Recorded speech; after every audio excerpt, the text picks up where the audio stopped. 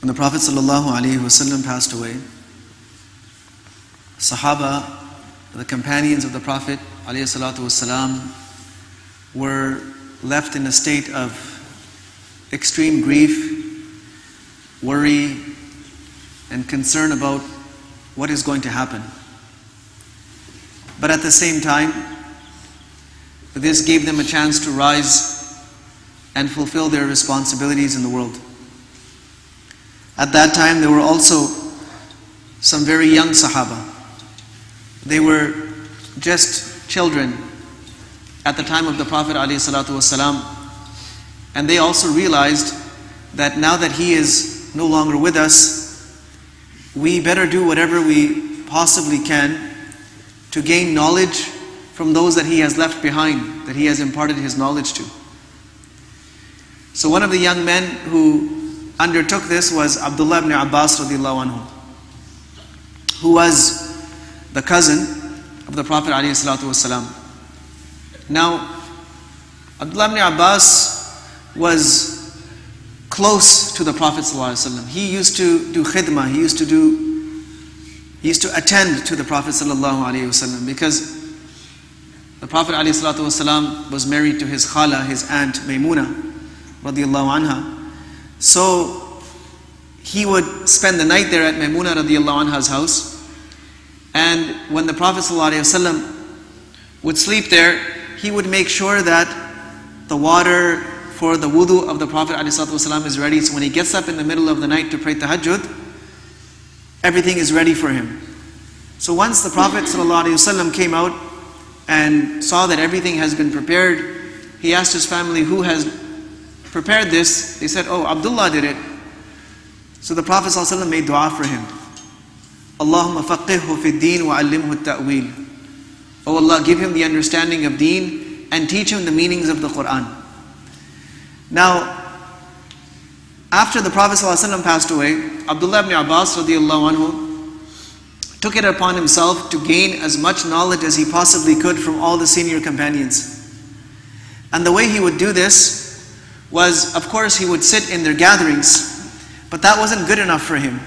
He wanted to absorb everything that was possible. He was like a sponge, just so eager for knowledge. So he would wait outside their house, and they would be at home doing whatever they did. When they would come out to go somewhere or to come to the masjid, then he would get up and ask them whatever he wanted to ask them and take knowledge from them along the way at their convenience. And sometimes, as he narrates himself, he would be sitting there waiting for hours, and the wind would be blowing. He'd be sitting there on the ground outside the house.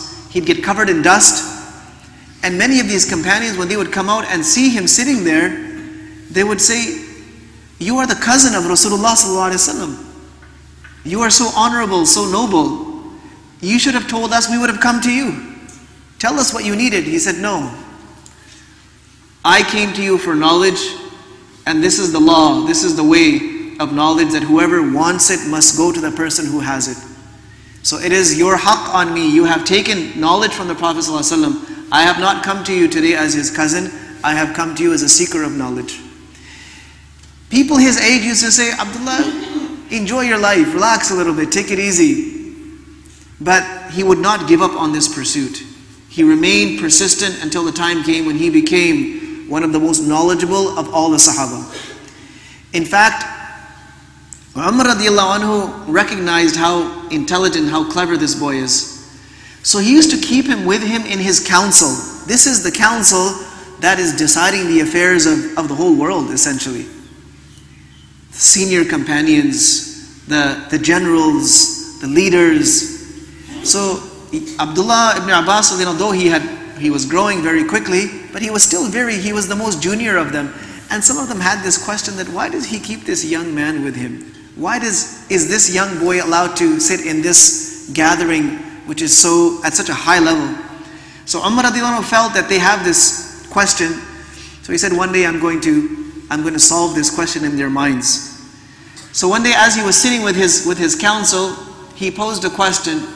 He said, I'd like you to tell me, what is the tafsir of this surah, إِذَا جَاءَ نَصْرُ اللَّهِ وَالْفَتْحِ. And the way the seating arrangement was that Abdullah ibn Abbas was sitting to his right. And so it would have been his turn to speak. He would have been the first person to speak. And Umar radiallahu anhu, paying attention to the adab of the majlis, the etiquettes of the majlis, that I should start from the right side, he said, okay, go ahead, Abdullah. He said, how can I speak when all these elders are here? Look at the adab, the etiquette of Ibn Abbas radiallahu anhu, that no, I find it disrespectful to present my opinion before my elders have spoken. They have the most right. So I would like them to speak first. So all the Sahaba, they gave their opinions, and basically everyone came to the conclusion that this verse is telling us that whenever you see the help of Allah subhanahu wa ta'ala, then you should thank Allah by praising Him, and you should make istighfar for your mistakes. Now that everyone has had their turn, Umar radiallahu anhu turns to Abdullah ibn Abbas radiallahu anhu. He said, so Abdullah, tell me, what have you understood from this? He said, this surah was there to inform the Prophet ﷺ that his time in this life is up now. That's what this surah is. That's the message and the gist of this surah. That the help of Allah has come. People have entered into deen in large numbers. And now it's time for you to turn your attention towards Allah and prepare to meet Him. And Umar radiallahu anhu said, this is exactly what I have also understood from this surah. Then all of these seniors understood that this is no ordinary boy. This is someone who has really applied themselves. And of course, the dua of Nabi sallallahu alayhi wasallam, oh Allah, give him the understanding of deen and teach him the meanings of the Quran. Abdullah ibn Abbas radiallahu anhu went on to become the greatest mufassir, the greatest alim who understands the tafsir of the Quran, the exegesis, the meanings, the commentary of the Quran, and everyone used to turn to him for that. So age is not a requisite. Age is not a requisite for acquiring knowledge. Two things are necessary. One is acceptance by Allah subhanahu wa ta'ala. And the second thing is a great deal of effort and sacrifice, where you have to first let go of yourself and your ego. If he had considered his status, he would have sat around waiting for people to come. But people don't have time to come to you and teach you knowledge. You have to go to knowledge. You have to go to the people of knowledge. So you have to let go of yourself, the ego, the grandeur, the importance, the self-importance, the self-centeredness. There is no room for that in the knowledge of deen. There's no room for it. And we'll talk about that in more detail at another time. So that's the first thing that he did. He let go of that. He humbled himself for the sake of knowledge. He had the dua of Nabi sallallahu alayhi wasallam, and he had his sacrifice. If he had just relied on that dua that I'm going to get the understanding anyways, he might have gotten some understanding, but the ummah would not have benefited from him the way they did. So get ourselves accepted in the sight of Allah. This is a concept that you should start thinking about. How much acceptance do I have in the sight of Allah? You will only get knowledge, and you will only be able to serve deen to the extent that Allah subhanahu wa ta'ala accepts you.